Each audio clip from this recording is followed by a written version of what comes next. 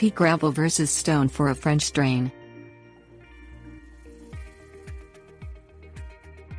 French drains are the most common method used in the home landscape to direct water away from building foundations or other areas it is not wanted. The concept is simple: a ditch is dug that travels downhill at a shallow angle away from the house, and water that collects where the drain begins will follow the drain to where it ends. Either stone or pea gravel, and sometimes both, are used in the construction of a French drain, depending on the design preferences of the builder.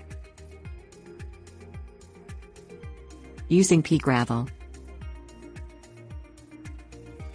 Modern French drains have perforated plastic piping as a significant part of the design. A ditch is dug, protected piping laid in the ditch, and the pipe covered. Pea gravel is the most common medium for this design and offers a few advantages. It is usually smooth and less likely to puncture the piping and create eventual buildup because of its small size. A relatively smooth surface can be made atop the pea gravel with sod or another medium. It is also cheap and easy to move relative to some other options.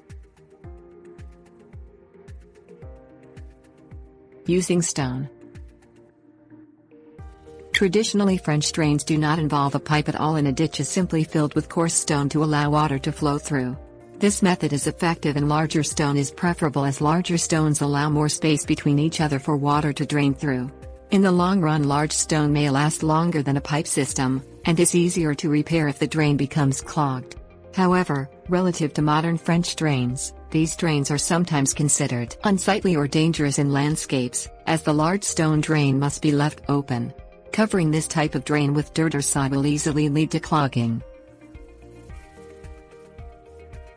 Using both stone and pea gravel.